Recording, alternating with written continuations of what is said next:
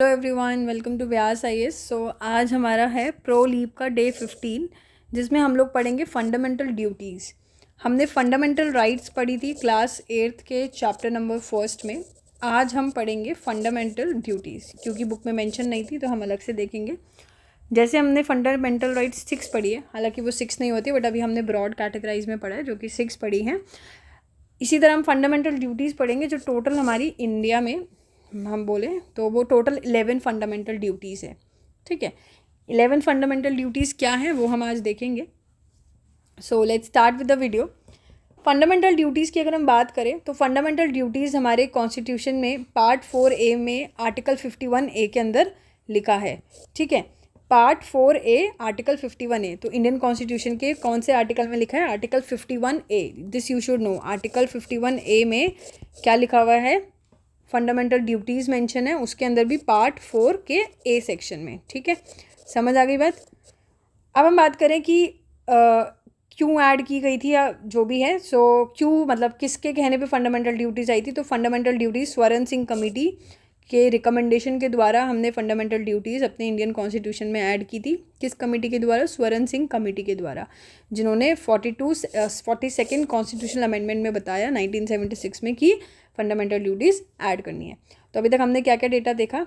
हमने देखा कि ये जो हमारा फंडामेंटल ड्यूटीज़ है वो part 4A of article 51A में इंडियन कॉन्स्टिट्यूशन के मेंशन है। उसके अलावा हमने क्या देखा कि स्वर्ण सिंह कमेटी के द्वारा ये रिकमेंड हुआ कि 1976 में कि इंडियन कॉन्स्टिट्यूशन में हमें फंडामेंटल ड्यूटीज़ भी मेंशन करनी चाहिए, जो कि 42nd कॉन्स्टिट्यूशनल अमेंडमेंट में आया था। ठीक है, समझ आ गई बात। अब अगर हम बात करें कि हमारे पास शुरू से ही 11 फंडामेंटल ड्यूटीज़ थी या फिर धीरे धीरे ऐड हुई है, तो देखिए हमारे पास स्टार्टिंग में 10 फंडामेंटल ड्यूटीज़ थी। 11th ड्यूटी हमने ऐड करी है 86th कॉन्स्टिट्यूशनल अमेंडमेंट 2002 में जो आया। तो यानी कि 42nd कॉन्स्टिट्यूशनल अमेंडमेंट में तो हमने ऐड करी फंडामेंटल ड्यूटीज़। फिर जैसे ही 86th अमेंडमेंट जो आया कॉन्स्टिट्यूशन 2002 में जो आया, ये 1976 में था, उसमें हमने 11th वाली कॉन्स्टिट्यूशनल फंडामेंटल ड्यूटी भी ऐड कर दी थी। ठीक है, तो यानी कि स्टार्टिंग में हमारे पास 10 थी। अब बात करते हैं आर्टिकल 51A फंडामेंटल ड्यूटीज़ क्या है। ये हमारी ड्यूटीज़ है, ये ध्यान रखिएगा, ये सिर्फ ड्यूटीज़ है। जैसे फंडामेंटल राइट्स आपको पता है कि हमारी अगर वॉयलेट हो गई तो हम लॉ के पास जा सकते हैं, कोर्ट के पास जा सकते हैं अपने वॉयलेशन के लिए। बट फंडामेंटल ड्यूटीज़ में ऐसे कोई इन्फोर्सेबल नहीं है कि अगर हमारी राइट्स या हमारी ड्यूटीज़ नहीं फुलफिल हुई तो हम कोर्ट के पास पहुँच जाए, ऐसा नहीं होता है। ठीक है, दीज आर नॉट इन्फोर्सेबल। तो बात करते हैं कि ड्यूटीज़ है क्या। So it shall be the duty of every citizen of India to abide by the constitution, कि हम अपने कॉन्स्टिट्यूशन को फॉलो करें, and respect its ideals and institutions, national flag and national anthem. कि हर एक सिटीज़न के पास ये राइट है, हर एक सिटीज़न की ये ड्यूटी है, रिस्पॉन्सिबिलिटी है कि वो अपने कॉन्स्टिट्यूशन की रिस्पेक्ट करे, नेशनल फ्लैग की रिस्पेक्ट करे एंड नेशनल एंथम की रिस्पेक्ट करे। ठीक है, दूसरी चीज़ है it shall be the duty of every citizen of India to cherish and follow the noble ideals that inspired the national struggle for freedom। यानी कि ये हर एक इंडियन सिटीज़न की ड्यूटी है, हर एक इंडियन सिटीज़न की ड्यूटी है कि जो भी हमारे नोबल आइडियल्स हैं, जिन्होंने भी नेशनल स्ट्रगल को लेके, इंडिया की फ्रीडम के लेके उन्होंने नोबल आइडियल्स जो हमारे हैं जिन्होंने लड़ा, उनकी हमें क्या करनी चाहिए? उनको चेरिश करना चाहिए और उनको फॉलो करना चाहिए। ठीक है, तो ये था हमारा सेकेंड फंडामेंटल ड्यूटी। तीसरी हमारी क्या है? That it shall be the duty of every citizen of India to uphold and protect the sovereignty, unity and integrity of India. की हर कोई इंसान की ये ड्यूटी है, हर सिटीजन की ये ड्यूटी है कि हम लोग अपने देश की यूनिटी को मेंटेन करें, अपने देश की सोवरेनिटी को रिस्पेक्ट करें, प्रोटेक्ट करें। ठीक है, और इंटीग्रिटी को भी। देन फोर्थ हमारी ड्यूटी क्या है? It shall be the duty of every citizen of India to defend the country, कि हम अपनी कंट्री को डिफेंड करें, and render national services when called upon to do so, कि हमें अपने देश को डिफेंड करना चाहिए, हमेशा अपने देश को डिफेंड करें और अगर कभी भी ज़रूरत पड़े तो देश के लिए लड़े भी। ठीक है, अब ऐसा नहीं है कि हर कोई को लड़ना ही पड़ेगा।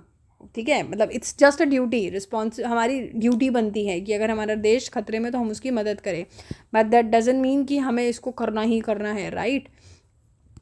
सो it shall be the duty of every citizen of India to promote harmony, harmony हम लोग फैलाएं, and the spirit of common brotherhood among all the people of India, भाईचारा की तरह हम लोग रहें, साथ में transcending religions, linguistic and regional और sectional diversities, and renounce practice derogatory to the dignity of women की, मतलब विमेन की भी रिस्पेक्ट करें, उनको बिल्कुल हार्म ना होने दें, और अगर कोई और भी कर रहा है तो हम उसको भी रोकें, ठीक है। This is the duty of our Indian citizens, and it shall be the duty of every citizen of India to value and preserve the rich heritage of the country's composite culture, कि हमारे जो country के इतना ज़्यादा diversity है, composite culture, हम उसके respect करें, उसको प्रिजर्व करें, उसको ख़राब ना करें।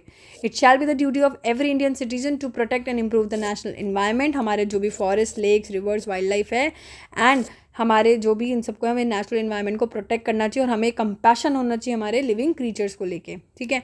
सो it shall be the duty of every Indian citizen to develop the scientific temper, humanism and the spirit of inquiry and reform, ठीक है, कि साइंटिफिक टेम्पर हम डेवलप करें अपने अंदर, ठीक है, अपने अंदर साइंटिफिक स्किल्स को डेवलप करें। It shall be the duty of every Indian citizens to safeguard public property को प्रोटेक्ट करें एंड किसी भी तरीके का वायलेंस ना फैलाए। It shall be the duty of every Indian citizens to strive towards excellence in all spheres of individuals and collective activity, कि हम लोग हर तरीके से हर स्पेयर में एक्सीलेंट होए, मतलब एक्सीलेंस अचीव करें, हम लोग जितना अपने पोटेंशियल पे काम कर सकते हैं हमें वो करना चाहिए, जिससे कि हमारा नेशन हायर लेवल्स पे पहुँचे और हम लोग भी डेवलप्ड होए, ठीक है। It shall be the duty of every Indian citizens to provide opportunities for education to children between the ages of 6 and 14 years and ensure their education added by 86th amendment act 2002, ठीक है, कि हर एक citizen को हमें ensure करना है कि उसको एजुकेशन मिले। यही हमारा लास्ट में जो 86th अमेंडमेंट हमने पढ़ा कॉन्स्टिट्यूशन में 2002 में जो आया, वो यही ड्यूटी हमारी ऐड हुई थी, ठीक है। तो की पॉइंट्स यही हैं हमारे कि नॉन जस्टिसेबल है, मतलब कि not enforceable by law, law कहता नहीं है कि हर किसी को फोर्स करना है, मतलब फोर्सफुली इसको इन्फोर्स करना है। ये हमारे यूएसएसआर यानी कि union of Soviet socialist Republic, ठीक है, उससे इंस्पायर्ड होके ये कि फंडामेंटल ड्यूटीज़ आई हैं। And it aim to promote a sense of discipline आए, कमिटमेंट आए हर सिटीजन्स के अंदर, and to remind them their of moral responsibilities, कि आपकी मोरल रिस्पॉन्सिबिलिटीज़ पे हमें ध्यान रहे, इसके लिए हमारे पास फंडामेंटल ड्यूटीज़ है। अब 11 फंडामेंटल ड्यूटीज़ याद कैसे करें, उसके लिए आपका एक्रोनिम है respect her spirit. Respect her spirit, respect her spirit की बता देती हूँ कैसे कैसे हैं। आर से हमारा है respect the constitution, national flag and national anthem, जो हमने पहली फंडामेंटल ड्यूटी पढ़ी। कैसे भी याद कर सकते हैं, इसमें सीरीज वाइज मैटर नहीं करता है, बट उसमें मैटर करता है एसडीजी गोल्स में। ई से हमारे पास आता है educate child as 16 to 14 years, जो हमने लास्ट वाला हमारा वो पढ़ा है, ठीक है, लास्ट वाला पढ़ा है ना fundamental duties. Then safeguard public property and avoid violence, जो हमने शायद लास्ट सेकेंड पढ़ा है, ठीक है। सो आर से है respect the constitution, national flag and national anthem. E से है educate children age 16 to 14 years, ठीक है, 86th अमेंडमेंट के थ्रू एजुकेट हो गया ई से। आर से रिस्पेक्ट हो गया। देन हमारे पास है एस से है safeguard public property and avoid violence. P से है preserve the rich and cultural heritage. E से है environment protection and compassion for living beings. C से है cherish the ideals of the freedom struggle. T से है temper of science and humanism to develop, ठीक है, रिस्पेक्ट हो गया। एच से है harmony, promotion and renouncing practices derogatory to women. E से है excellence in all spheres. R से है render national services when called upon, ठीक है। देन आता है स्पिरिट, स्पिरिट का एस है sovereignty and unity to be upheld. P से है promote brotherhood and integrity. I से है integrity of the nation. R से है respect the environment and cultural values, ठीक है। एंड देन आई से है inspire others through moral conduct. And T से है teach young citizens their responsibilities. तो इस तरीके से हम इसको याद कर सकते हैं। कोशिश करिए आप जितना ज़्यादा इसे याद कर पाएँ, अच्छी बात है। याद करने का एक तरीका और है, अपने रूम में इसको लिख लीजिए और डेली जब तक याद नहीं हो रहा देखते रहिए, तो आपको ये खुद से याद हो जाएगा, ठीक है। So this was it. I hope आप लोगों को समझ आ गई होंगी फंडामेंटल ड्यूटीज़ क्या हैं। सो मिलते हैं next day. Good night, take care.